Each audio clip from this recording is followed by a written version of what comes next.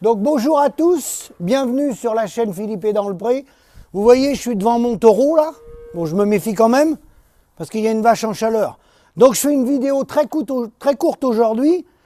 Je vais vous apprendre, c'est important pour tous les éleveurs de France, que mon taureau, qui est une race à viande, il vaut de l'or. Et j'ai des vaches qui valent de l'or. A tout de suite, je vous explique pourquoi.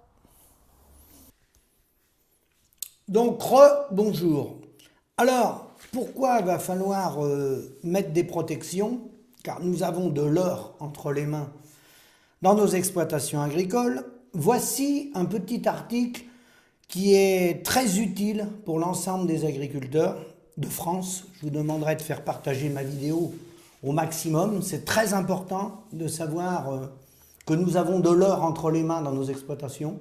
Si vous n'étiez pas au courant, je vous informe. Donc un document, les revenus agricoles en Maine-et-Loire, publié par le CERF France, mais c'est pas ni une attaque ni une remarque contre le CERF France, ce serait d'autres centres de gestion, ils publieraient à une virgule près exactement les mêmes choses.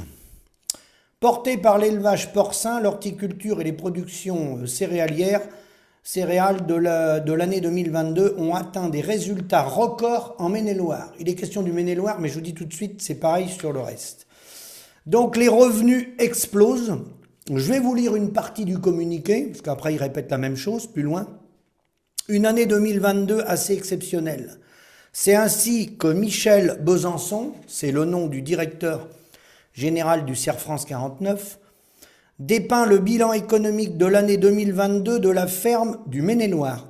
Un réseau de 2500 exploitations, c'est pas rien, c'est un échantillon représentatif, agricole, professionnel du département, soit environ un agriculteur sur deux, d'accord, suivi par le cabinet de conseil et de comptabilité. Vendredi dernier, CERF France a présenté son bilan économique annuel et les résultats agricoles de 2022 sont pour le moins remarquables. Écoutez bien, c'est là que ça devient intéressant. Bien qu'il soit nécessaire de nuancer certains résultats. Bon, on ne sait pas ce que ça veut dire, il ne va pas plus loin dans les nuances. Une hausse de 60% par rapport à 2021. Ça veut rien dire. Quand on parle d'une hausse par rapport à l'année d'avant, ça veut absolument rien dire. L'année écoulée a observé une moyenne de résultats nets d'entreprise par exploitant. Ça, c'est très important. Par exploitant, équivalent du revenu net pour un salarié de 44 200 euros, soit une augmentation de 16 600 euros de plus qu'en 2021. Et en d'autres termes, les agriculteurs du Maine-et-Loire ont enregistré une hausse de 60% de leur revenu annuel sur 2022. Il s'agit d'un record au XXIe siècle. On va avoir une médaille. Le Maine-et-Loire va recevoir une médaille. Bon, c'est une bonne nouvelle. Le résultat net n'ayant jamais dépassé le cap des 30 000 euros jusqu'alors. Les raisons de cette hausse significative sont multiples et propres à chaque secteur d'activité. Surtout, ces résultats ne traduisent pas nécessairement une bonne santé du monde agricole. Je comprends pas, on gagne beaucoup d'argent, on est malade. Je savais pas que l'argent rendait malade. Il me l'apprend. À l'image des exploitations avicoles, boostées par de fortes exportations vers les pays européens, touchés par la peste porcine africaine, notamment l'Allemagne et l'Espagne, les résultats des exploitations porcines ont décollé. Ça veut dire qu'avant, ils devaient être à l'arrêt, donc l'avion a redécollé. Les résultats nets par exploitation ont ainsi connu une augmentation de 124%. Vous imaginez ? Personne ne peut avoir des augmentations aussi importantes que ça. C'est pour ça que je me suis pris dans ma stabulation avec mon taureau. Parce que je pense qu'il va falloir envisager de pucer les animaux, les raccorder à mon téléphone, à mon ordinateur, pour que j'ai une alerte, parce que je risque de me faire cambrioler d'une minute à l'autre. Moi, c'est ce que je pense, ce qui nous attend. Parce que là, maintenant, je vais vous donner les détails. On est toujours sur le Maine-et-Loire. Donc là, il faut quand même s'inquiéter. Attention, il y a danger là. Culture spécialisée, 69 660 euros. D'accord ?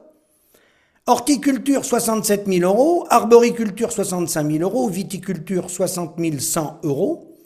Bovin lait, moi je suis dedans. 49 200 euros. Alors, j'ai gagné 4100 € par mois. Bah vous aussi les gars, hein, voilà, hein. C'est représentatif du territoire national, hein, quelque part. Hein. Le Maine-et-Loire, c'est pas le meilleur département de France au niveau potentiel de terre. Donc 4100 €. Maraîchage, 48 500. Grande culture, 48 400. Aviculture, 41 100. Viande bovine, 37 500. Donc les gars, en viande bovine, par exploitant, ça fait 3125 €. Alors là, je crois que là, va falloir pucer les animaux, parce que les gars, là, avec des revenus comme ça, les gars, on va se faire attaquer, hein, on va se faire voler les bêtes dans nos exploitations, parce que là c'est plus pareil, on travaille plus avec du minerai, on n'est plus avec des denrées agricoles, là. Là, les gars, on est avec de l'or, on a de l'or entre les mains. Imaginez-vous, le revenu global, 44 200 € divisé par 12 mois, ça fait 3 683,33 € qu'on a gagné en Maine-et-Loire. Et idem sûrement les départements voisins, puisque c'est une photo sur un département. Alors, 5 petits points pour répondre à cette mascarade médiatique permanente. Premier point, il parle de bénéfices agricoles. Le bénéfice agricole, c'est très important ce que je vais vous dire, surtout pour la MSA. Le bénéfice agricole sert à rémunérer les capitaux. Pratiquement personne ne se rémunère ses capitaux. Je vous assure tout de suite, on n'a pas les moyens de rémunérer les capitaux qu'on a engagés dans nos entreprises. On est bien loin de là. Parce que normalement, quand vous ramenez des capitaux, vous amenez du foncier, vous amenez des bovins, vous devez, toute entreprise doit rémunérer ses capitaux. Je ne pense pas qu'il y en a beaucoup qui le font. Donc le bénéfice agricole sert à ça, il faut le savoir, à rémunérer les capitaux. Il sert à rembourser les emprunts. Donc sur les chiffres qu'il nous a donnés, hein, d'accord, 44 200 € là, ça sert à rembourser les emprunts. Ensuite, il faut garder une capacité d'autofinancement, d'accord, pour constituer un fonds de roulement à moyen et long terme et un fonds de capacité financière à court terme. C'est à ça que ça sert, d'accord? Et ensuite seulement, on n'a pas un salaire, parce que nous, on est des non-salariés, on est des patrons, des exploitants. Ensuite, quand on a enlevé tout ça, on a ce qu'on appelle des prélèvements privés. On a des prélèvements privés, bruts. Voilà. Et sur ces prélèvements privés bruts, faut payer la mutualité sociale agricole et les impôts. Si on est soumis à l'impôt, mais on est soumis à l'impôt foncier de toute façon. Qu'on soit locataire ou propriétaire, on paye une partie de l'impôt foncier. D'accord? Donc, vous avez vu la manœuvre. Et la MSA, l'appel de cotisation, beaucoup ne l'ont encore pas compris, il se fait sur le bénéfice agricole. Les 44 200 € que monsieur a trouvé dans le Maine-et-Loire en moyenne. C'est là-dessus que va se déclencher les cotisations. Mais ce n'est pas votre salaire, les gars. Ce n'est pas vos prélèvements privés. C'est un bénéfice agricole qui sert à rembourser les emprunts, garder une capacité d'autofinancement, etc., etc. Donc vous voyez la couleuvre, d'autant plus que les chiffres, tous les chiffres, alors c'est pas propre au CER, hein, tous les chiffres des centres de gestion en France, je peux vous garantir qu'ils sont tous faux quand ils dressent des moyennes comme ça. Surtout une moyenne. Hein. Sur une exploitation, ça peut être un peu moins vrai, mais sur une moyenne, ils sont faux. Pourquoi ils sont faux? Tout simplement que dans le calcul des revenus, les dermatos ne sont pas comptés. Les dermatos, ils ne sont pas comptés. J'ai épluché plein de comptabilités. J'ai jamais retrouvé la trace des dermatos. D'accord? Les dermatos, c'est les retraités, principalement, et les enfants qui viennent donner des coups de main. Ça s'appelle des dermatos. C'est des gens qui travaillent pour la peau, ils sont pas là-dedans, dans le revenu. C'est-à-dire que le revenu par exploitant, il est faux. À partir du moment qu'il y a une main-d'œuvre familiale ou des coups de main de droite ou de gauche, ce n'est plus un revenu réel d'entreprise. Parce que les parents, je ne suis pas contre que les parents donnent un coup de main, comprenez-moi bien, c'est pas ça que je veux dire. Ce que je veux dire, c'est que les chiffres sont faux. Quand il y a des retraités qui travaillent jusqu'à 75-80 ans, c'est pas comptabilisé. Donc, ils ramènent un chiffre par exploitant qui est faux. Qui est faux. Parce que dans le centre de gestion, le directeur du centre de gestion, son père qui est à la retraite, il ne vient pas travailler dans le centre de gestion. Lui donner un coup de main. Non déclaré gratuitement. J'en ai pas vu, moi. Ça n'existe pas. Donc, petit 2, parce que je vais faire 6 petits paragraphes pour répondre à ça. Petit 2, la faune agricole. Vous savez ce que c'est qu'une faune? La faune agricole, qui va du renard à l'hérisson, en passant par le loup ou la chouette, vous déterminerez qui est le loup, qui est la chouette, qui est le renard, qui est l'hérisson. Petit 3, les salaires des directeurs des coopératives, de 45 à 280 000 euros par an. En moyenne, 80 à 100 000 euros par an. Un technicien agricole, le salaire médian, 27 000 euros par an.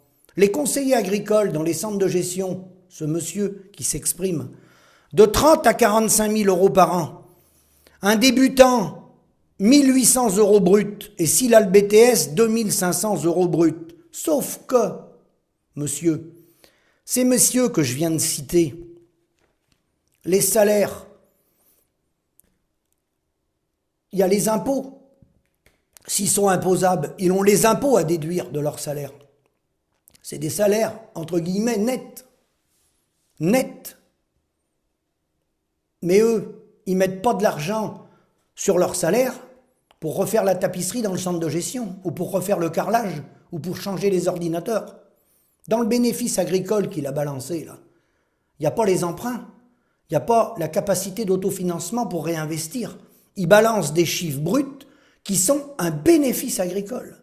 Et un bénéfice agricole n'est en aucun cas le revenu des agriculteurs. En aucun cas le revenu des agriculteurs. Pour preuve, le journal Les Échos, très connu, et Challenge, considère que sur les moyennes qui sont sorties par les centres de gestion, c'est vrai globalement sur tout le territoire et pour toutes les filières, il faut prendre 40% du bénéfice agricole. Donc si on prend 40% de ces 40 000 euros, par exemple, ça fait 16 000 euros. D'accord? Là, on se rapproche de la réalité.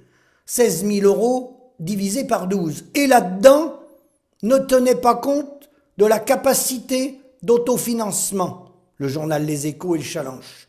Là, on arrive bien aux chiffres de l'INSEE et de la MSA. 80% des paysans gagnent moins de 1 709 euros brut. Et 40% gagnent moins du RSA, c'est-à-dire 577 euros. Ben oui, pourquoi ce décalage? Tout simplement, quand on a retiré les emprunts, la marge de sécurité, etc., etc., etc. Et sur le revenu brut, faut enlever les cotisations sociales MSA. Eux, sur leur salaire brut, ils cotisent. La cotisation, elle est comptée pour leur retraite. Et c'est normal. J'attaque pas leur mode de fonctionnement salarial. Il n'est pas du tout là, le débat. Mais qui donne la réalité. D'un côté, ils donnent le bénéfice agricole. Si on veut le comparer à leur salaire, on est à des années-lumière. On est à des années-lumière. Donc là, ils font passer un faux message. Quatrième petite remarque. Si réellement le revenu, il était de 3 125 euros pour un producteur de viande mensuel, j'ai bien dit mensuel, si c'était vrai ce qu'il vient de balancer, pourquoi il y a 2 morts par jour? Pourquoi c'est le déménagement du territoire? Pourquoi, puisqu'il y a des fermes partout à prendre, pourquoi eux déjà ils ne reviennent pas prendre les fermes? Ils seraient indépendants. Ils gagneraient plus qu'un débutant. Un débutant à 1 800 euros. Nous, on est à 3 4 000 euros, là, avec les chiffres qu'il a balancés. Pourquoi ils ne reviennent pas prendre des exploitations? Pourquoi les enfants d'agriculteurs se tirent? Je pense que dans les murs de la maison, ils ont dû comprendre qu'il n'y avait pas 3 4 000 euros par mois. Autrement, il y en a plus qui seraient restés. 5e remarque, le modèle industriel dans lequel on nous a conduit, à toujours produire plus pour gagner moins. On est rendu à un stade où les gens, on le voit bien, ne peuvent plus sortir de leur exploitation. Ils sont attachés à leur outil, tellement la ferme elle a grossi, surtout avec des animaux. Tout ça pour 80%, moins de 1 709 euros brut. Ça, c'est incontestable. INSEE aimait ça. À tel point que les gens ne peuvent plus se libérer, comme il n'y a pas de rémunération pour se faire remplacer, au contraire de ce que dit ce monsieur. Parce que si c'était 3 4 000 euros par mois, les gens ils iraient aux formations, ils iraient au mariage, ils iraient aux sépultures. Il n'y a même plus de vie sociale. Quand il y a un mariage ou une sépulture, il y en a un dans la famille qui reste sur l'exploitation. Il y en a beaucoup, l'épouse va en vacances avec les enfants. Le mari n'y va pas, parce qu'il n'y a pas les moyens de prendre quelqu'un pour remplacer sur l'exploitation. Et c'est très complexe de se faire remplacer. Quand on a une exploitation, surtout avec des animaux, mais même autres, hein, ça peut être la viticulture ou les céréales, il faut être pointu techniquement, donc il faut connaître déjà l'exploitation. Donc il faut des gens formés. Et pour se faire remplacer par des gens formés, il faut les payer. Alors bien sûr que si on avait 3 000 à 4 000 euros par mois, vous pensez bien que les services de remplacement, ils seraient débordés. Hein. On pourrait les multiplier par 3 dans les départements. Mais il n'y a pas de sous pour payer les remplaçants. C'est ça la vérité. 6e point, vous voyez très bien que la ficelle consiste à donner des faux chiffres pour faire croire que le revenu il est de 3 000 à 4 000 euros, alors qu'il faut prendre, comme l'a dit le journal des Échos, et challenge 40% du bénéfice agricole déclaré pour arriver vers les réalités, et on y arrive quand on fait 40%, sans la capacité d'autofinancement. Et c'est là qu'on arrive bien dans les chiffres de l'INSEE, où on est très nombreux autour de 1 000 euros. Plus 40% en dessous, 577 euros. C'est bien la réalité. Là, on les retrouve bien, les chiffres. Et à un moment donné, on voit bien dans son article, il met qu'il y a un contraste. Ça ne reflète pas forcément la bonne santé du monde agricole. Et pour cause.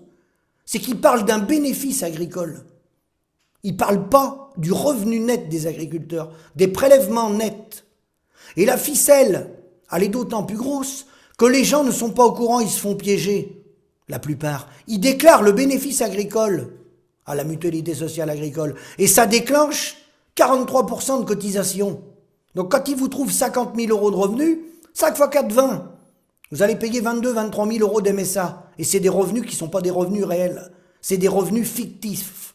C'est un bénéfice agricole. Donc là, de toute urgence, le syndicat ne va pas le faire, cette réforme. Mais il est mal foutu, le système. Il faut revenir vers un modèle d'imposition à l'IS, à l'impôt sur les sociétés, où on paierait nos cotisations et nos impôts sur le revenu sur les prélèvements réels. On se prélève 1 000 ou 1 500 euros, on va payer nos cotisations sociales sur 1 300 ou 1 400 euros. Et exonérer des plus-values. Parce que l'agriculture, c'est une rotation lente, c'est des capitaux lourds qui rapportent peu. Quand on investit dans du foncier, dans du cheptel, c'est des investissements lourds qui ont des ratios économiques très faibles par rapport à l'industrie ou d'autres secteurs tertiaires. Donc, il faut être exonéré des plus-values. Sinon, on est mort. Il n'y a aucune exploitation qui pourra se reprendre. Voilà la vraie réalité. Alors, je terminerai. Petit 6. Vous voyez bien que derrière tout ça, on nous oriente vers des débats à 2 balles. Les travailleurs étrangers posent un problème. C'est quoi les travailleurs étrangers qui viennent travailler dans l'horticulture, dans la viticulture? Beaucoup. Dans le maraîchage.